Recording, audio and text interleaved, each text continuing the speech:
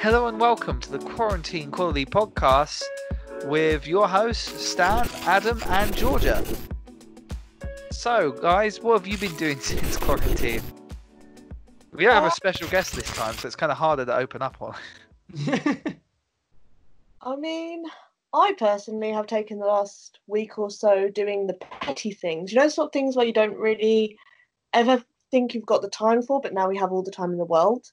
So like today, I've just been going through all my phone, like photos and things, just deleting everything so I have enough storage space. Like those little petty things that I now have time for have taken over my week this week. Nice. Is management of your files petty? I wouldn't call that petty. It's not petty as in the task itself. It's more just it's a small task. Do you know what I mean? It's petty insofar as size and the amount of effort it takes for such a little reward. But it's not petty insofar as, you know, it's an important task to get around to doing, but it's not. Like one of those things you don't really want to do, but I guess you have to do it at some point, so might as well do it when you have the time. Yeah, exactly. Yeah. And Adam, what you been up to? Me, my days have been as boring as always. I after work, where I just sit down and watch something on TV, on Netflix, whatever's available. Anything good? Anything you can talk about? Do you guys know the 100? I know that's not Netflix, but have you heard of that series? No. So you have? No, I haven't. No. Okay. It's okay. It's not bad. So it's this sci-fi series, right? It's already gone on for like 7 seasons now, and it's essentially about the world's powers basically nuke themselves, right? There's this nuclear fallout, and in order to save humanity, a lot of people go to this space station. They build a space station. They go there and live for hundreds and hundreds of years. The story is how 100 kids, or teenagers, should I say, there's some kind of, so they basically broke space law.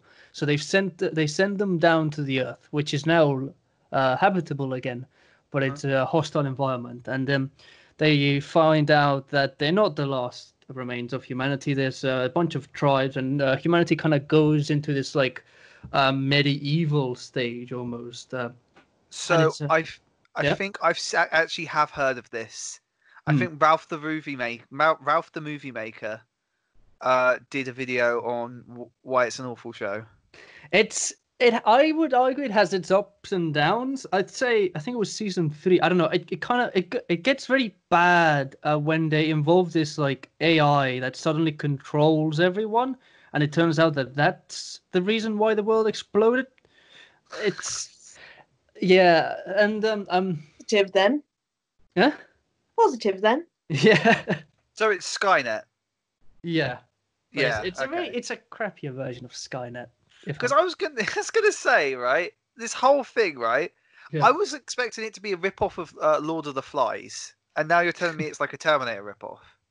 It's weird. They're based on the book, so I don't know if the books are better or not. But the series, I know the series is okay. It has its ups and downs. It does repeat its plot points a lot, and it's very scared of killing off its characters. Like, very scared. Adam's bloodthirsty. You need one major death at least every episode to appease him. Oh, that does not surprise me. No, here's the thing. It kind of gets to the point. And bear in mind, I've watched the 6 seasons of this. Or I think I have. And I don't know. It started ages ago, and I took like a 1 or 2 year break, and now I started it again from season 5. So who knows if I've missed anything. But it comes to a point where nothing matters anymore, because only secondary characters will die. You know that, and you kind of form a connection with them, and you're like, oh, he was nice, or she was nice. But the primary characters never die. They always escape death, right? And it comes to a point where nothing matters anymore. Because it's just like the only reasoning behind this is like, right, they're unkillable. One of the main characters, I think, in season 5 or 4, I can't remember, there's another nuclear explosion, right? Oh, they're not and lucky, somehow, yeah. So somehow there's a whole plot point, right, about how this like ancient, primal civilization has to hide into, a modern bunker to hide from this nuke thing. But somehow she managed. They're hiding from the nuke. Well, the nuclear meltdown in a bunker. Oh, I thought they were like hiding from the explosion. Well, Quickly, the get meltdown down. itself. Yeah. Anyway, well, this meltdown kind of burned the earth. Like nothing is livable anymore. So the only way they survived it is going into this bunker, right? Well, I guess makes sense. I don't know I don't know if that'd be possible or not, but It's a fallout. yeah, it's a fallout. But somehow the main character, right? Again, we see her risking her life because some people get stranded and they can't get into the bunker. So what she does is she manages to send them up into space again, right? There's a whole it's tension. It's great, but then somehow, see again, she survives that. She managed to survive this nuclear meltdown where people had to in order to survive, had to go into a bunker or go up to space. And then the next shot that we see from the next season is her coming out of some scrapyard, pretending like, oh my God, that was so tough. I don't know how I survived that. It's like, yeah, how did you survive that? Wow, the radiation almost found me. Yeah. So again, there's like fire everywhere. It's burnt all the planet. There's only one valley that is untouched. Don't ask me how, but that's again major plot point. And then she, in the middle of all the fire, managed to survive. Does she actually say, "I can't believe I managed to survive that one"? No, but it's implied. I can't remember the exact wording, but it's implied. If so, that's then this might be one of the better comedies. Like this is secretly just a comedy because that's amazing. No, it's implied. It's just yeah, it's not. It's like I say, at one point it's just nothing matters. This person survived the nuclear fallout just by hiding in a few scraps of metal, right? Like just a few feet on the ground. What? Nothing can touch her anymore. Yeah. Do you watch this to feel better about the current situation we're all in? I watch this for entertainment. If I don't have anything else. My life is not very exciting. So because your life is not exciting, watching people try and not get blown up is is your outlet. Yeah, Adam has to look at plot point. Adam has to look at a bunch of shows with teenagers getting murdered and then scream angrily at the television when those teenagers are not getting murdered. Yeah, well, I think that's why I like. That's an appropriate outlet, I reckon. Have you seen how Odeon got annoyed because Universal, the producer of one of these movies, I think it was, I'm fairly certain now it's the new one of Trolls. They said that the movie online did a lot better than they thought they would, so they're considering releasing more movies online as well as on theater at the same time. And didn't two theatre companies say we are never showing a single one of your movies ever again? I know Odeon did. What's the second one? Oh, damn. Is that including the UK as well? Yeah. So Odeon, they are the ones that I heard the story from. So they said that they're not going to show this movie if they go down this path. Any Universal movies if they go down this path because it's going to ruin cinemas. I mean, I think that's a bit of a dramatic reaction because surely saying you're not going to show them will stop you getting that income.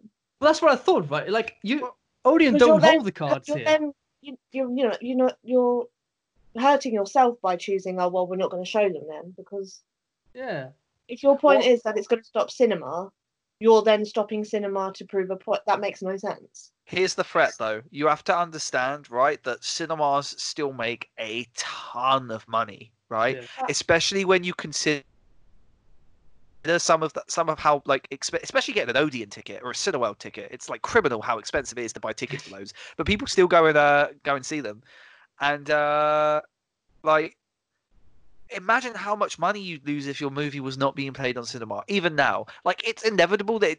I feel like it's inevitable that it's going to eventually move over to computer. I feel like streaming services have made this inevitable. What isn't moving digital at this point? But right now, like, no. Oh, if I was a movie director, like, I wouldn't want my movie not being played in cinema. Let's say the next Avengers movie didn't play in cinema. Like, it probably still make tons of money, but would it make as much money? It'd probably feel like lose it millions. I don't know, because bear in mind, right? Unless most cinemas united with this, people would still go out of their way to watch these movies. Like, I Would kind of you? feel, Would you yeah. go out of your way to see an Illumination movie particularly on an Odeon cinema? Here's If the go if going out of my Odeon way means cinema. that Here's the truth, right? You go to the cinema that's closest to you. Yeah. no, if going out, well, that's the thing. There's not that many cinemas around. They're closing quite a few. If going out of my way to watch a movie, it means going on my computer and going on to, like, I don't know, Google Movies or whatever and Sky, and I can purchase that one movie alone. Yeah, that's not really that hard. It actually takes away a lot of the hassle of having to travel to the cinema. But also, people that go cinema are going for the experience as well, though. Yeah. It's more of a choice of the experience itself. I don't think many people that want to see the film. Well, I mean, a lot of people that want to see a specific film a lot will go to the cinema of like a first release or whatever. But I think a lot of it is like, definitely from my personal point of view, I have unlimited, so I can go to the cinema whenever I want. But I do that, and therefore I go for the experience, and then I enjoy the films from that rather than, because I mean, as a couple, that we love films as a whole, so we'll go and watch the films because we can, and then the enjoyment of the film itself will come from having seen it, not necessarily I want to go see that. So it's the experience first, then the film after. What I'm saying is, right, let's take, I know this example may only work with a super popular movie. Let's take Avengers, right? Like the last Avengers film. What was it? Endgame. Yeah. Right? How many people went like 3 times to see that in cinema? Right? Tons, right?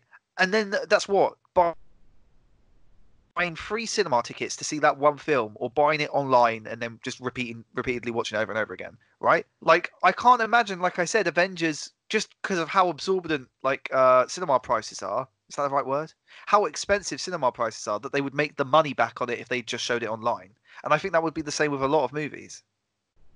Well, but it's like Georgia said, you go there for the experience. But if you want to really see the movie, it doesn't really matter. Like, for instance, Avengers, I still make a ton of money regardless of whether they show it on cinema or not. Because again, you go to the cinema for the experience, not the movie. With any dedicated fan base, I don't think that's necessarily true. I don't think people went to see Avengers 5 times because they appreciate the art of cinema. I think it was because it was a film people wanted to see, and they wanted to see it over and over again before it came out. Exactly, yeah. But again, that's part of their fan base. So if you had the movie available online as well and not in the cinema, those people will probably still see, unless they wanted the experience of the cinema, they will probably see it online anyway. Yeah, they'll see it on the computer. That's why I mean they'll buy it once cheaper and then watch it over and over again instead of the 5 times they went to the cinema to see it. Not necessarily, because it depends on how. Not necessarily. It depends on how you price things. It depends on how you do it. Again, it's not. You can. But it's not really that hard to put this behind a paywall and say, like, you pay per view, like you do with a cinema. It wouldn't be as expensive because, again, you don't get the experience. But it's the same. It's the same argument here. Like, you could still make that if you really wanted to do that. It's not in their interest, of course, because they really do that. Do they make you like? No, because it's not. This is the first time they've done it, as far as I know, and I think this is. You pay once and then that's it. I think you can watch it again for 24 hours or something like that. That's what it would practically be like, because you're not gonna. Okay. What I'm saying is that they're not going to have it like that. You pay it once and then you only see it once. If movies do go online, people are going to demand to be able to buy it once and then see it as many times as they want, or they're going to ask for a monthly service like with Disney Plus. I was going to say, but then also the price. They're not going to like. I don't see like a model. Many people Stan, can you let people speak? Poor Georgia, can you hear her? I didn't speak over Georgia. You did just now. No, you did. No, I wasn't speaking. Sorry, Georgia, go ahead. I was just going to say, even if you have the subscription thing like Disney Plus, where you can watch as many times as you like when you pay a certain amount, that's gonna then go up anyway, so that it can become unlimited. And so you can weigh that up against cinema anyway. Like, yes, cinema is expensive, but if you then pay for the subscription all the time so that you can watch it whenever you want, that surely will go up as well. That's how it then moves forward. Yeah. Well, subscription prices will go up. No, if it would outweigh the price of cinema to a degree if Okay, it was but everything. the argument I'm making right now is that at the moment we're not at that point where that happens. That's why all these movies are still playing the films on cinema. That's like Yeah, we're not at that point the because point I this was is making. still a new. Oh, sorry. We're not at that point because this is still being tested. They of course, again, this is one of the first, if not the first, big one to release online first, of course, because they can't do it on the cinema. So, if this was to become a new normal, things would adapt to this new normal. It wouldn't just stay the same they are now. I guess, yeah. I mean, if we're looking the ways they are now, then yeah, I guess it's not really viable. But that's why they will find a way to make it viable. That happens with Was this everything. the first? I thought Sonic the Hedgehog was the first. Was it? Yeah, I don't think Sonic played on cinema. I think it just released online. Oh, Might well, be it wrong was. on You this. go to cinema because I think my nephew went to go see it. Oh, okay. I guess I'm wrong. I guess it just showed on computer really quickly because because they didn't really get the full time they wanted to have it on cinema. Yeah, that's probably it. Yeah, it wasn't out very long, cinema wise. Right. Yes, there must be that.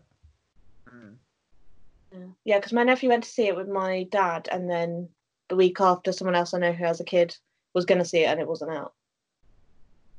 Right. So yeah, that's why it must be like what Stan said. They just released it online quickly. Yeah. Yeah. I still feel companies like the Odeon and Cineworld still have massive amounts of money and pull, and they're going to have an interest in keeping cinemas alive. Well, I mean, of course they would have. And I kind of hope that cinemas can. Yeah. And to be honest, I don't really mind at the moment because the cinemas that are near where I live are all small cinemas that pay £4 or £5 to go and buy a ticket to see a movie. £4 or £5 isn't too bad, isn't it? More expensive usually. Well, yeah, for a Cineworld and Odeon, these are like classic sort of cinemas that one of them also has a theatre in it as well. These are quite classical areas. These aren't up to date buildings, but I mean, I don't mind if you're talking about cinema experience. It's way better because they have they have the camera. They have the classic cameras that you can walk into. Not walk into. Don't walk into those expensive classic cameras. I don't even want to think about how much they cost. But yeah, you can see the classic cameras that we use. You can see cinema posters from the 20s and the 30s up. It's great. If we're talking cinema experience, that sounds pretty that cool. beats anything out of. Yeah, it's great. And they got a bar there in one of the areas. It's really nice. But just to clarify, I'm talking about the Dome. Just search up the Dome. It's a really great place. And yeah, I hope small cinemas like that can keep alive. Because I mean, it's probably going to be the smaller ones that survive over the bigger ones because, as you say, it's not an intimate, but it's a more low key but better experience because it is so minor. Do you know what I mean? I worded that really poorly, but do you know what I mean? Where it's a smaller business and therefore it is going to be more of a commitment to the experience. No, I definitely see what you mean, and I do wonder if this push for I think if we do eventually lose cinema, I wonder how much, because even though the cinemas I'm talking about that I go and see are small, they're not really playing any indie movies. And I wonder if indie will be the way to keep cinema alive, or at least the smaller cinemas. Yeah. Yeah, it could be. I know the one here local. It's a small cinema. They do some indie films, but they mainly play family films. So maybe it could become more targeted. Like for instance, Frozen, the one that recently came out. They were pretty much only showing that. So could be like that. Yeah, that was on Frozen. Frozen 2. Yeah. Saw it 3 times. Sorry. Mm-hmm. I haven't seen it. I haven't seen the first one either. You what? You lucky person. You lucky person. Have you heard any of the songs? I probably have. Lisa, my girlfriend. Please tell me you know "Let It Go." Oh, of course. No, please tell me you do. Oh, okay, then you've suffered enough. I mean, it's impossible to avoid "Let It Go." Listen, Or it was at one point. I really liked the song when I first heard Hmm. I was like, yeah, this is a good song. And then I saw it repeated multiple times. And I was like, I'm just then going I to throw it heard it out because I there. work in a Frozen 2 is 10 supermarket. times better Oh than my, the first one. Hmm? Frozen 2 is 10 times better than the first one. Is it? Yeah. is it? Even musically, yes. I've not heard any Frozen 2 songs. I don't think musically it's as I popular think as it the first. helps the second one, the soundtrack, the credit version of the song was done by not Bastille, what was it? Panic at the Disco? Panic at the Disco did the credit version of one of the songs for the soundtrack, and I think that gives it a bit more, how do I put it nicely? Gives it a bit of a better reputation than the whole pop princess Demi Lovato version. When you said Panic at the Disco, I for a second, I know you mean the band Panic at the Disco. I thought you meant Electric Six because they did a song at Panic at the Disco. And I was like, oh my God. I would love to see Electric Six do a Frozen song. That would be an intriguing experience. You guys know who Electric Six are, right? I've heard of them, but I couldn't tell you that I knew them. You've heard the song Gay Bar, right? No. I want to take Dan you says, to oh yes, but I don't. Yeah, he knows. Electric Six are great. He knows. Don't sing it to me. Don't sing it to me. So, Adam, as I understand it, you have a bit of news for us. Yes. Let me find it. No joke, I have it here. I thought it was interesting. It's not overly special, right? I do have to warn that, but I thought it was. It's an interesting story because it's sad, but it's also kind of nice, right? So it's good that we go from Disney to this. So I'm sure you've heard plenty of stories of animals going crazy and like how quarantine has affected animals, right? Yeah. Like the sheep Yeah. just invading towns and stuff like that. So Ghost there's just completely destroying Wales. yes. Yes. So there's this story running around a lot, very different to goats destroying whales. So the story got viral about these little eels, right? Japanese eels, right, in the aquarium. They are starting to forget humans exist, and Nice. apparently that's a very big issue because it's got to the point where the carers who try to take a look at these eels and make sure everything's okay, they can't find them anymore because they hide from them. So they don't know how healthy they are. They don't know if they are reproducing. They don't know anything. So what they've done, this aquarium, is they've appealed to people Skyping the eels or FaceTiming the eels. So at one point in time, I think it's from Sunday 3rd until the 5th of May, that you can actually FaceTime these eels. I actually tried to FaceTime them, but apparently it was so busy that I just couldn't get through. And this is yeah. How does this work? How do you FaceTime the eels? It's actually, I found out yesterday, it was incredibly it's bothersome. But anyway, the way they do it is they got 5 different tablets under the tank, so the eels can see the human being, and you can see the eels. That sounds amazing. I want to have a go. Yeah, that sounds fun. It's cool, We isn't make it? other animals forget us so we can Skype other animals as well. Well, apparently this is it's been happening worldwide, but they got famous because they're the first ones to appeal to people to FaceTiming the eels. I'm gonna have to keep an eye on. It's a unique way of measuring where the eels are. Yeah. Well, it's just so that eels can see us, basically having virtual visitors. So it's like, I don't know. I just thought that was really cute. I think most zoos should do that, to be honest, because a lot of them have done the live webcam so we can still see them. I think it'd be cute if the animals could still see people visit and that people still care about them. Yeah. What I have to ask is, like, I'm curious because these eels have been raised by people all their lives, and it took the span of a month to forget them. So I'm going to hazard a guess eels are not the most intelligent of creatures. No, they are. You know those small eels that basically live in the sands. They don't. As far as I know, they don't ever come out. They just have their heads floating around. they're super tiny eels. So I imagine they only have like a cell for, like as a brain, so to say. Oh. Either that, or we're just very easily forgettable.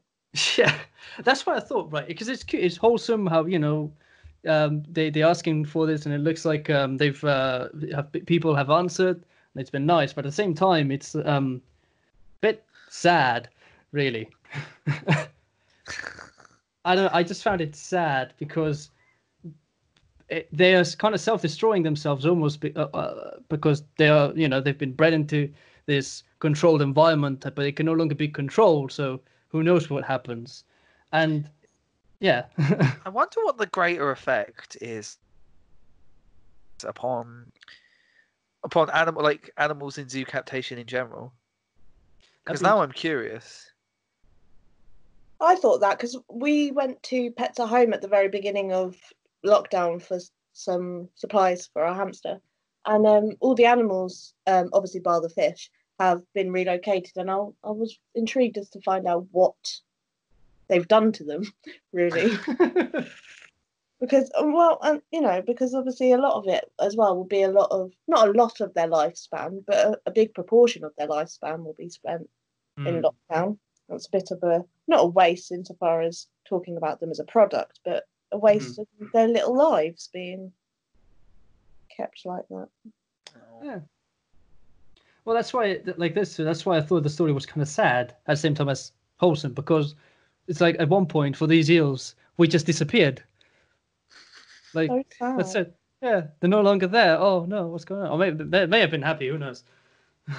Well, I really want to ring them now. Well, they don't seem to care. They forgot about us. To be honest, it's almost like the equivalent of when your family knew someone while you were a baby and they say, "Oh, I haven't seen you since you were a baby," and you have no idea who they are. Yeah. That is the exact same thing right now as these eels. They have no clue. I do have something to complain about, and this is mainly like you will be interested in this, Georgia, because you said you wanted to ring them, and I think it's because the system that they seem to have is very stupid, very inefficient, right? So the way that you have to contact these animals is you have to call into this email account, this Facetime account, right? There's no waiting room, so if the call is busy with someone else, it just declines you. So if you want to actually look at these, you have to keep trying every 5 minutes. And that's assuming that, because in theory, you can only stay there for 5 minutes to allow other people to see them.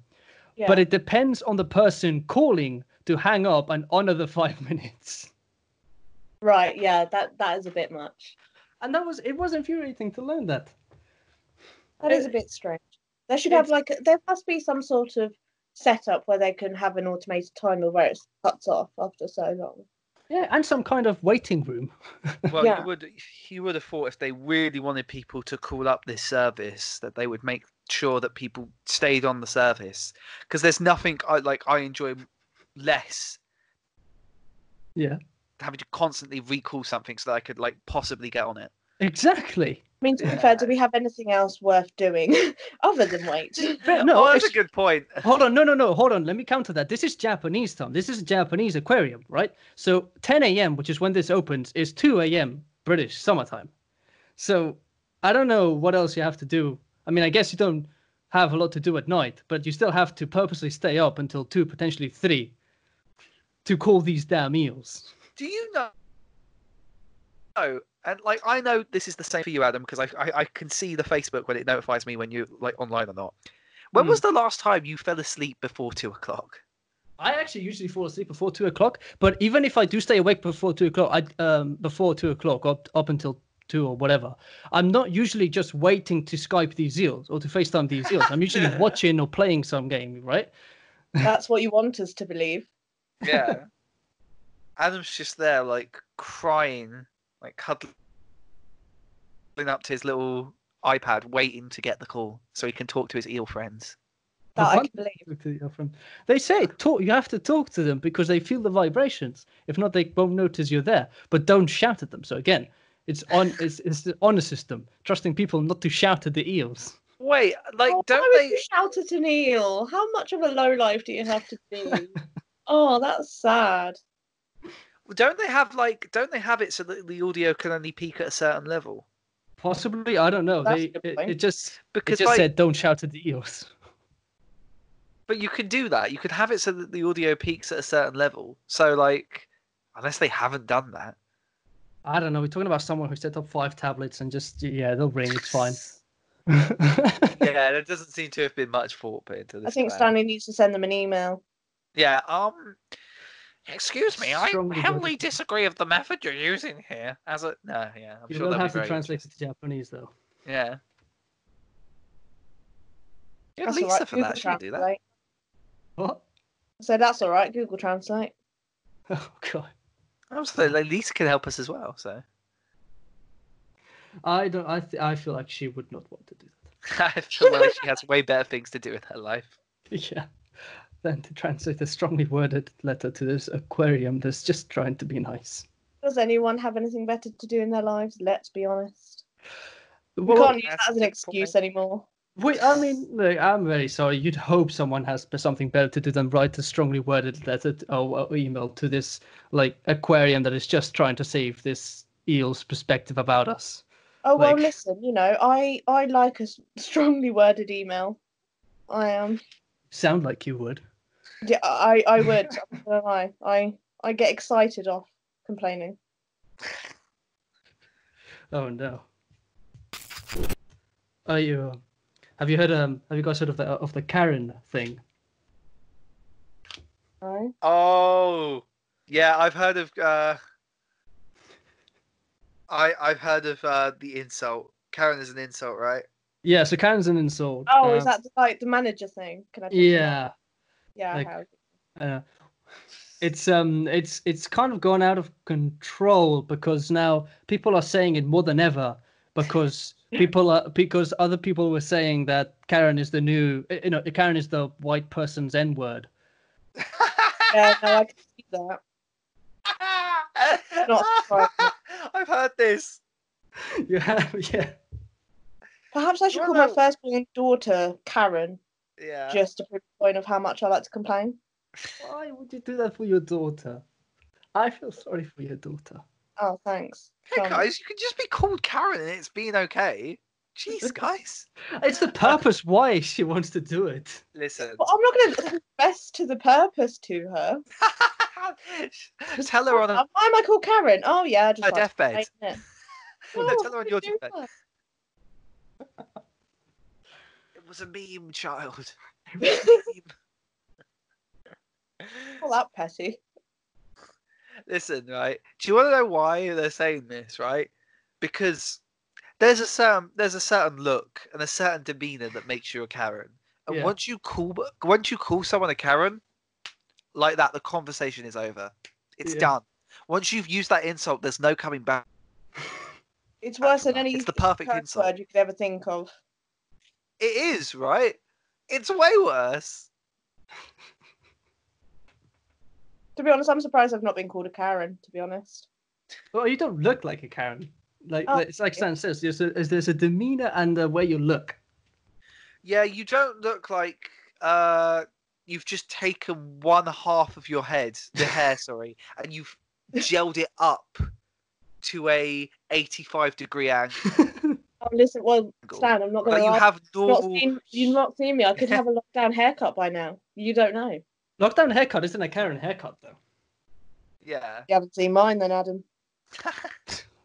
How does your hair work? Listen, look, George, I would bet. First of all, George, I actually saw you on video before this, so I know you don't have a Karen haircut. Second of all, right? Karen haircuts aren't something you can accidentally happen to you. They are disgusting. They look like a mess, but when you look at them, they're like, no, this is so particular. Like it's an orchestrated mess. It's disgusting. I went strong there. What? So what? Wasn't this? This is quite an old story, isn't it? People have been complaining about being called Karens for like 2 weeks now. Yeah, Oh, but yeah. it's escalated since the lockdown. Yeah. Well, then they just need to stop being Karens.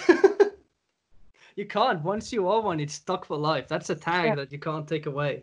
Once you make the step to being a Karen, that's it. Yeah, I just thought, be an interesting point of conversation. Yeah, you get those types in supermarkets. For How many sure. Karens have you had? What's the most memorable Karen you've had, Stan? I'm trying to think. I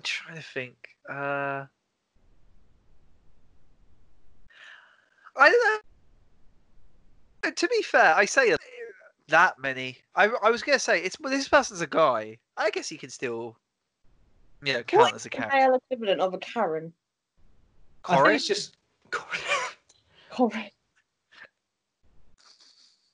they're Anyway. just called Karen online. It's kind of it's become a general term, I think. Oh, someone came up to me, and first of all he was quite rude. He's like, "Hey," and I was like, "Where?" And when that person he just walked in front of me, and I think he swiped his hand in front of my eyes, like, "Well, hello." Already, don't do that. If you just say hey, and I'll just respond to you. That's just Stanley's supermarket tip number 27. And he was he was just asking me questions like, "Have you got any compost inside?" And it's like it's literally right next to the door. I was like, I don't know, just look through the door and check. It's like, okay, so how do I take them? I was like, what do you mean? I was like, well, do I just what happens when how do I pay for them? I was like, oh, well, obviously he's like, oh, do you mean like you've prepaid for them and you're taking them out the store? I was like, oh no, I was like, you go to the till and you buy it at the till like every other supermarket object you have ever purchased. I was dumbfounded. That was like I didn't even know how to respond to that. This person had came up to me with this mockingly so I'm better than you gesture, and then they have the gall to ask me, oh, do I buy this at the till? I was Is that a Karen how thing? Yeah, I guess it is. that's a Karen thing. It was the superiority. It was the superiority followed by complete stupidity. Okay, Yes, that's it. It's got to be the key of I think I know everything and then saying something completely stupid. That is the summary of a Karen. Another, and like I said, the superiority extends to, can I just walk out of the supermarket with this thing without having paid for it? I was dumbfounded. I was like, what do you I don't know. How do you respond to that? How would you have responded to that? Because I would have just gone, no. yeah, no, please just walk out of the store with it. It's fine. It's outside for a reason. It's yeah. I don't know how to respond. I don't know what I would have done. I feel like it would be in the same shoes as you.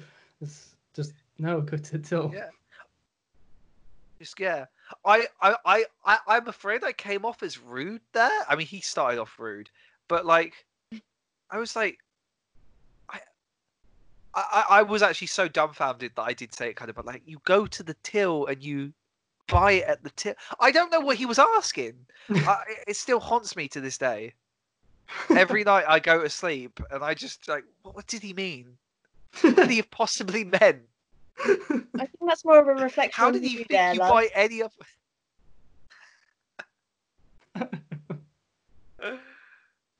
Yeah. Adam, you Yeah. worked in car insurance. You must have met some Karens. Yeah, I've been trying to think of stories. The thing is, I can't think of any. I'm bad at this, but there were so many. There's so many things. The main thing that really bothered me, right, and I feel like you can argue about the ethics of charging what people did. Like, for instance, there used to be a fee. If you do certain changes, there's a fee plus any additional premiums or any return premium, right? And what bothered me is that no one ever understood that. Ever. Now, you can argue about the ethics about charging a fee all you want, but they tell you the second you take out this policy, they send you a document that gives you a list of fees, right? If you don't like it, you leave the company. You leave the insurance and you take a different one. And that's the way I saw it. But there were so many. There's just so many instances where someone would call and I would say, right, it's £50, 20 plus the 25 admin fee, and they were like, an admin fee? I don't want to pay an admin fee. I was like, well, Look, it's chargeable. We tell you it's chargeable. This is the third change you make this week. Please.